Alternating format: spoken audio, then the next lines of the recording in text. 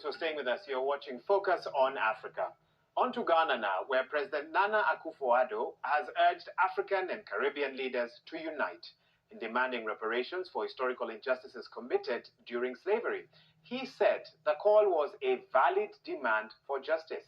Speaking during a 4-day conference on reparations, the head of state said that African countries are owed redress by nations that participated in slavery.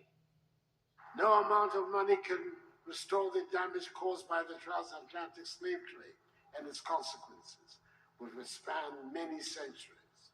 But surely, this is a matter that the world must confront and can no longer ignore.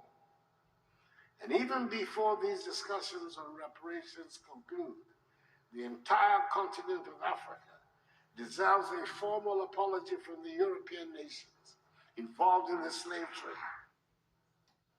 Indeed, this conference seeks to formulate a plan to guide African countries and the diaspora in pursuing reparations.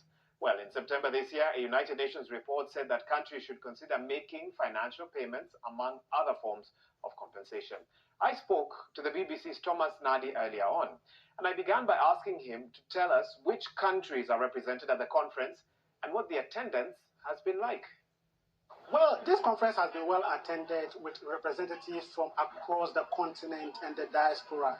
The president of Ghana, Nana Akufo-Addo, who is championing this particular cause, has been here. The president of Burundi, the ECOWAS chair and president of the Union of Comoros has also been here. Activists, politicians, cultural figures are part of those who are attending this conference. Thomas, what are some of the key issues that are being discussed at this 4-day conference? When it comes to the issue of reparation, there are some key questions that need to be answered, and so a lot is being discussed at this particular conference. For instance, what should be included in their demands and what should be taken out? Should the reparation be in the form of cash only, or should debt relief be included? There are also discussions bordering on changing the narrative of the slave trade and Africa in general. Let's take a listen to what some of them had to say. The reparations is a means by which we can be able to get some semblance of arrangement within our modern context, and something to that will be, okay, there's a certain agreement that this was done, so this needs to be paid. But it does not really go to solve the suffering and pain and the generational trauma that slavery has caused. I think we need to have deep, critical conversations. I don't think it's just a clear cut of does Africa deserve reparations. I think in the broad sense, yes, but how are we following the money? How are we making sure that if the money comes in from different European countries and the Americas, that we can track the money and there is accountability and transparency if Africans do receive reparations? If the international community intends to pay reparation, the law is not a barrier.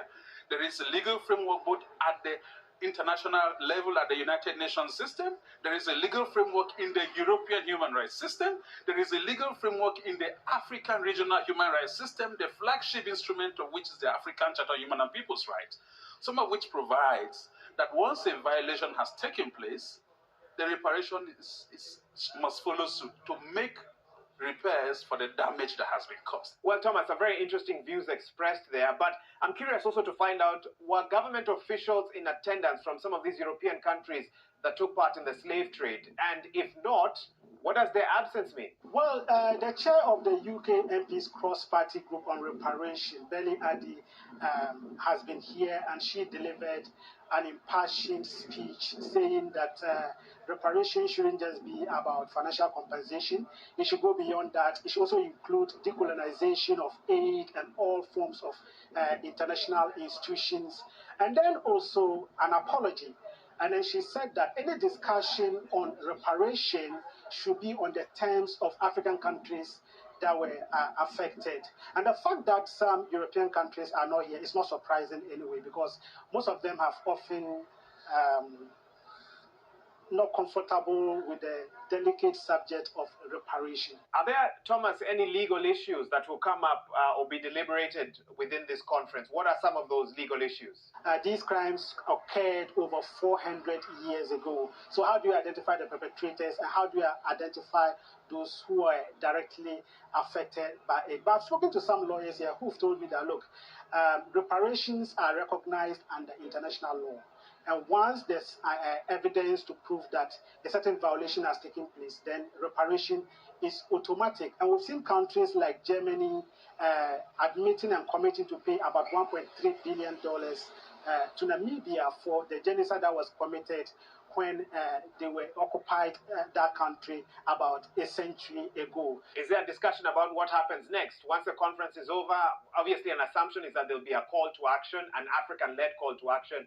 This is an ongoing process. It doesn't end here. And what the representatives here are hoping to do is to come up with a workable strategy and a document. They are also talking about setting up a fund to champion this particular cause. So it doesn't just end here. We expect to see more of these conferences until there's a positive response from European countries.